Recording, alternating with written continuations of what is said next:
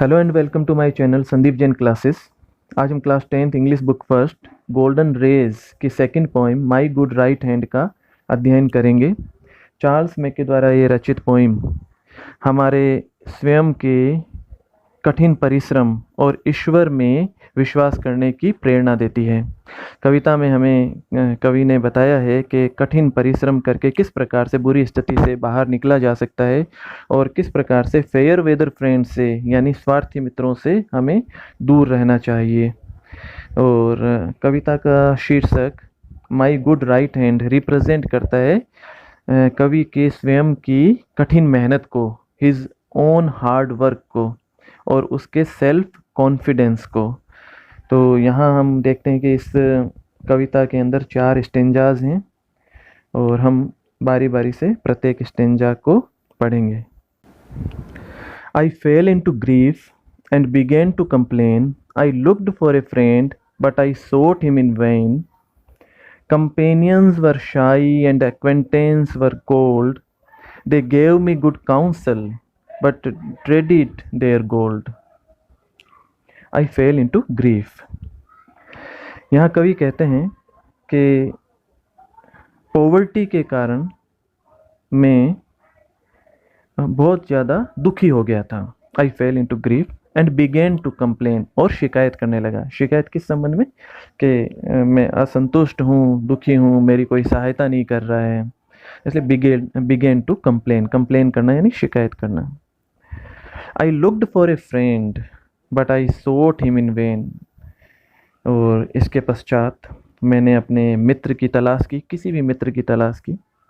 But I sought him in vain, लेकिन मैंने व्यर्थ में ही उसकी तलाश की। लुक्ड फॉर का मतलब तलाश करना और सोट का मतलब भी तलाश करना, ढूंढना। इन वेन का मतलब व्यर्थ में। तो विपदा और विपत्ति की स्थिति आने पर कवि को कोई एक मित्र उसकी सहायता के लिए नहीं मिला। तो यहाँ कवि ने लिखा है कि कोई मित्र उसकी सहायता करने को तैयार नहीं हुआ। कंपेनियंस वर शाई and acquaintance were cold. Companions का मतलब फ्रेंड्स। उसके जितने भी कंपेनियंस थे वो अब शाई हो गए, यानी यहाँ पे है सहायता करने के प्रति विमुख हो गए, अनिच्छुक हो गए, हेल्प करने के लिए अनविलिंग हो गए।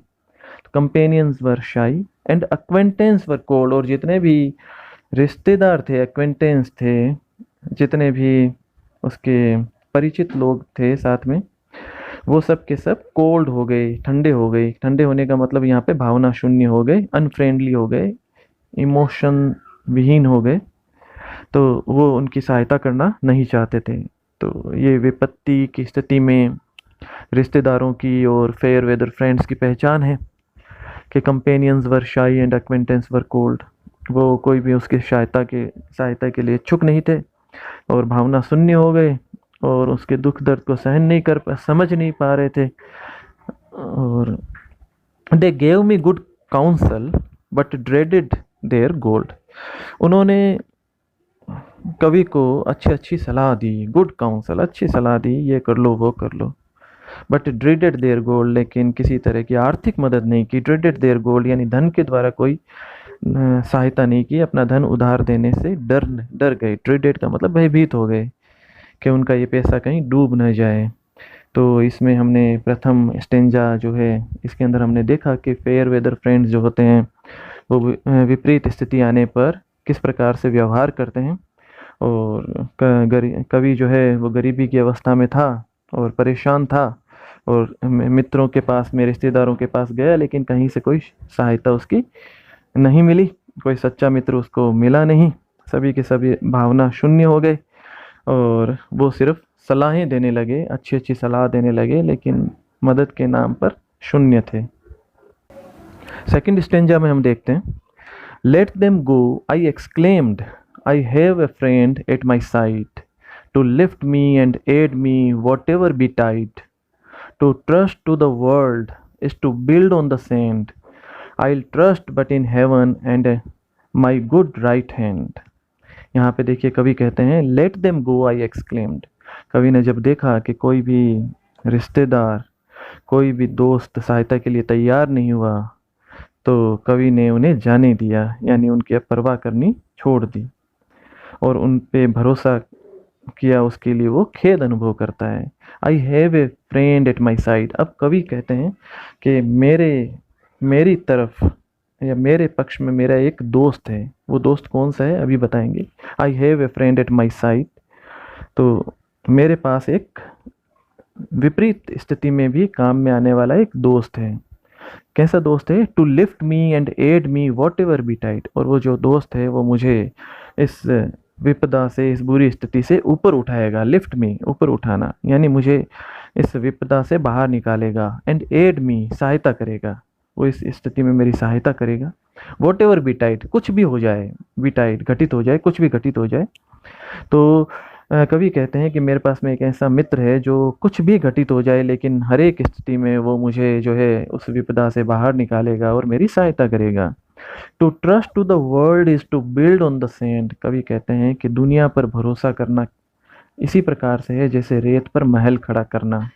To trust to the world, world का मतलब पीपल ऑफ द वर्ल्ड, दुनिया के लोगों पर भरोसा करना जो है वो रेत पर महल खड़ा करने के समान है। जिस प्रकार से रेत पर महल जो खड़ा किया गया है वो अस्थिर होता है और कभी भी वो जो है गिर सकता है, उसी प्रकार से दुनिया पे जो भरोसा किया गया वो अस्थिर होता है, वो कभी भी समाप्त हो जाता है।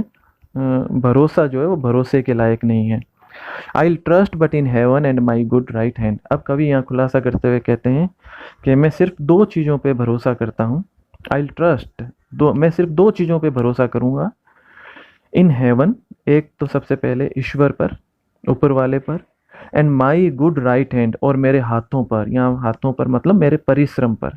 तो लेखक ने सिर्फ दो चीज़ों को भरोसे के लायक बताया, एक तो ईश्वर और दूसरे स्वयं की मेहनत को। थर्ड स्टेंजा में हम देखते हैं, my courage revived in my fortunes despite and my hand was as strong as my spirit was light. It raised me from sorrow, it saved me from pain, it fed me and clad me again and again। कवि यहाँ कहते हैं my courage revived. अब मेरा करेज यानी मेरा साहस जो है वो रिवाइव हो गया है, यानी पुनः स्थापित हो गया है, पुनर्जीवित हो गया है। मतलब इस बुरी स्थिति के होते हुए भी, दुर्भाग्य के होते हुए भी, इन माई फॉर्च्यून्स डिस्पाइट का मतलब बुरी स्थिति के होते हुए भी मेरी हिम्मत जो है वापस पुनर्जीवित हो गई है। क्योंकि लेखक को भरोसे के लिए दो चीज़ें मिल गई है, एक तो ईश्वर पे भरोसा और दूसरा स्वयं की मेहनत पर, इसलिए उनका करेज वापस रिवाइव हो गया है, पुनर्जीवित हो गया है। And my hand was as strong as my spirit was light. और कवि कहते हैं कि उनका हाथ जो है वो उतना ही मजबूत था, उतने ही मजबूत हाथ हो गए थे, उनकी मेहनत उतनी ही शानदार हो गई थी। As my spirit was light, और यह सब होने से उनकी स्पिरिट जो है, उनका जो मन है वो बड़ा प्रसन्नचित्त हो गया, हल्का हो गया था। तो उनके हाथ उतने ही मजबूत थे जितना उनकी आत्मा, उनका मन जो है वो प्रसन्नचित्त हो गया था, आनंद में डूब गया था। It raised me from sorrow, it saved me from pain. और इन मजबूत हाथों ने और कठिन मेहनत ने कवि को क्या किया? इट रेज्ड मी फ्रॉम सोरो, इसने मुझे दुख से उबार लिया। इट रेज्ड मी, रेज का मतलब उठाना, उबार लेना, सोरो का मतलब दुख, इसने मुझे दुख से उबारा। It saved me from pain, और इसने मुझे पीड़ा से बचा लिया, जितनी भी तरह की पीड़ाएं थी उनसे मेरी रक्षा की। It fed me and clad me again and again, और इसी मेहनत ने मेरा पेट भरा। फेड मी, में मुझे भोजन दिया। क्लेड मी, मुझे कपड़े दिए, वस्त्र दिए। एंड अगेन, और बार बार, ऐसा बार बार घटित हुआ, अनेक बार संपन्न हुआ ऐसा। तो इस पैराग्राफ में हमने देखा, इस स्टेंजा में हमने देखा कि कवि कहना चाहते हैं कि एक संदेश देना चाहते हैं कि हमारा कठिन परिश्रम हमें वह सब कुछ दे देता है, भोजन हो, कपड़े हो, प्रसन्नता हो, हमारी संतुष्टि हो, और हमारे मजबूत हाथ और हमारा प्रसन्न मन जो है वो जो है इसमें हमारी सहायता करते हैं। और उसके परिश्रम ने उसे दुख और पीड़ा से उबार लिया और उसकी स्थिति जो है वो संपन्न कर दी। लास्ट स्टेंजा में हम देखते हैं, the friends who had left me came back everyone and darkest advisers looked bright as the sun. I need them no more, as they all understand. I thank thee, I trust thee, my good right hand. कवि कहते हैं the friends who had left me came back everyone. वो दोस्त जो मुझे छोड़कर चले गए थे, एक एक करके सारे आ गए, एक भी नहीं छूटा, सारे आ गए। यानी जब उन्होंने देखा कि कवि की स्थिति सुधर गई है, संपन्नता आ गई है, विपन्नता दूर चली गई है, तो सारे के सारे मुंह उठा के वापस आ गए। तो जो मित्र कवि को छोड़कर चले गए थे, तो कवि की संपन्नता और वैभव को देखकर वापस आ गए। And darkest advisers looked bright as the sun. और जो बुरी स्थिति में एडवाइस देने वाले सलाहकार, बुरी स्थिति के सलाहकार, जो उस समय सिर्फ सलाह पे सलाह देने को तैयार थे, आज ऐसे चमक रहे थे जैसे सूर्य चमकता है। तो सूर्य की भांति चमक, सूर्य की कांति के समान आभावान हो गए थे, चमकदार हो गए थे, प्रसन्नचित्त नजर आ रहे थे। और उन्हें लगा कि लेखक जो है, कवि जो है, उन्हें वापस स्वीकार कर लेगा और मित्रता पूर्व की भांति हो जाएगी। लेकिन कवि कहते हैं आई नीड देम नो मोर, लेकिन अब मुझे उनकी कोई आवश्यकता नहीं है। एज दे ऑल अंडरस्टैंड, और अब वो भी ये बात समझते हैं, उन्हें पता लग गया कि उनके बिना भी कवि जो है वो अपनी स्थिति को मजबूत कर सकते हैं, संपन्नता को ला सकते हैं, बिना उनकी मदद के वो लेकर भी आए हैं। और कवि के व्यवहार से, आचार से उन्हें अब लग भी गया है कि अब उनकी यहाँ ज़्यादा अब चलने वाली नहीं है। तो I need them no more as they all understand, वो अब समझ गए हैं कि उनकी आवश्यकता नहीं है। आई thank thee, I trust thee, my good right hand.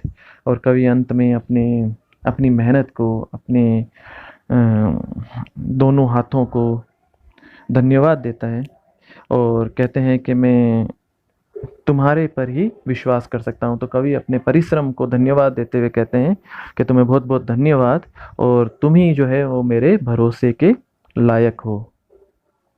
तो इस प्रकार इस पोइम के अंदर जो इसकी थीम है, उसमें जो मैसेज निकल के आता है वो यही है कि ये कविता हमें ईश्वर में और स्वयं के कठिन परिश्रम में विश्वास करने की प्रेरणा देती है।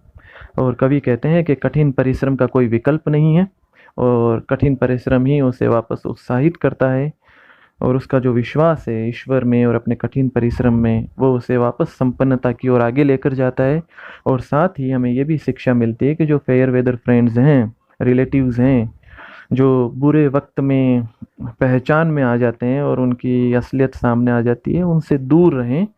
और सच्चा मित्र जो है हमारी स्वयं की मेहनत है और ऊपर वाले पर विश्वास है। तो अपने दुख दर्द में सिर्फ अपने कठिन परिश्रम द्वारा हम बाहर निकल सकते हैं, और कवि ने भी ऐसा ही किया। हमारा परिश्रम ही हमारा सच्चा मित्र है। And our hard work is our true friend that will never desert us, जो कभी हमारा साथ नहीं छोड़ता है।